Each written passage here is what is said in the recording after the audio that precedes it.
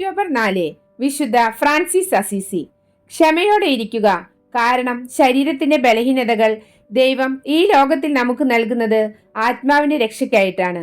അതിനാൽ ക്ഷമയോടെ അവ സഹിക്കുമ്പോൾ അവയ്ക്ക് വലിയ പുണ്യമുണ്ട്. വിശുദ്ധ ഫ്രാൻസിസ് അസീസി 1811 ഇറ്റലിയിലെ അസീസിയിൽ പീറ്റർ ബെർണാർഡോൺ എന്ന ധനികനായ പട്ടുവസ്ത്ര വ്യാപാരിയുടെ മകനായിട്ടാണ് വിശുദ്ധ ഫ്രാൻസിസ് ജനിച്ചത്. ദൈവഭക്തിയിലും സുഹൃതങ്ങളിലും വളർത്താൻ അമ്മ പീക്ക ആഗ്രഹിച്ചെങ്കിലും ലൗകിക സമ്പത്തിൽ പ്രശസ്തനായ ഒരു മകനെയാണ് പിതാവായ പീറ്റർ സ്വപ്നം കണ്ടത്. അതിനാൽ മകനെ നല്ല വിദ്യാഭ്യാസവും കച്ചവട കാര്യങ്ങളിൽ പൂർണ്ണ സ്വാതന്ത്ര്യവും നൽകി. അളവറ്റ ധനവും സ്വാതന്ത്ര്യവും കൊണ്ട് സമ്പന്നനായ വിശുദ്ധ ഫ്രാൻസിസ് ലോക ആഡംബരങ്ങളിലും ആർഭാടങ്ങളിലും മുഴുകി യുവരാജാവിനെ പോലെ ജീവിതത്തിൽ തിമിർത്താടി. തന്റെ 20ാമത്തെ വയസ്സിൽ അസീസിയൻസും പെറൂജിയൻസും തമ്മിലുണ്ടായ യുദ്ധത്തിൽ തടവുകാരനായി പിടിക്കപ്പെടുകയും തിരിച്ചു വന്നത് രോഗിയുമായിട്ടായിരുന്നു. കൂട്ടുകാരുമൊത്ത് ഉല്ലസിച്ചിരുന്ന ഒരു രാത്രി ഫ്രാൻസിസ് ദൈവത്തിന്റെ സ്വരം കേട്ടു. ആരെ സേവിക്കുന്നതാണ് ഉത്തമം, യജമാനനെയോ ദാസനെയോ? യജമാനനെന്ന് ഫ്രാൻസിസ് മറുപടി പറഞ്ഞു. അത് അദ്ദേഹത്തിന്റെ ജീവിതത്തിലെ വഴിത്തിരിവായിരുന്നു. തന്റെ ഇതുവരെയുള്ള ജീവിതശൈലി ഉപേക്ഷിക്കുവാനും ഈശോയുടെ പാത പിന്തുടരാനുമുള്ള ഉറച്ച തീരുമാനം അദ്ദേഹം എടുത്തു. തന്റെ സമ്പാദ്യം മുഴുവൻ ഉപേക്ഷിച്ച് ദാരിദ്ര്യം നിറഞ്ഞ ജീവിതം സ്വീകരിച്ച ഫ്രാൻസിസ് സുവിശേഷം തന്റെ ജീവിത നിയമമായി തെരഞ്ഞെടുത്തു. ഈ തീരുമാനത്തെ ശക്തമായി എതിർത്ത പിതാവ് അദ്ദേഹത്തെ പിന്തുടർച്ച അവകാശത്തിൽ നിന്നും ഒഴിവാക്കി.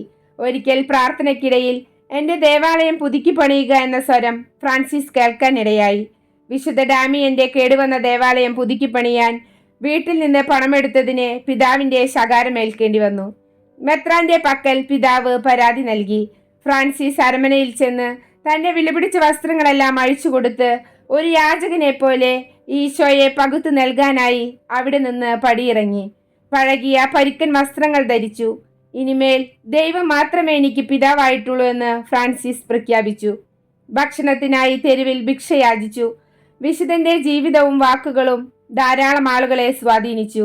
ദരിദ്രരെ ശുശ്രൂഷിക്കുകയും കുഷ്ഠരോഗികളെ ആശ്ലേഷിക്കുകയും ചെയ്യുമ്പോൾ അവരിലെല്ലാം അദ്ദേഹം ഈശോയെ കണ്ടു. നവജീവിതം ആരംഭിച്ച വിശുദ്ധൻ ദീർഘനേരം ദേവാലയത്തിൽ പ്രാർത്ഥനയിൽ മുഴുകി.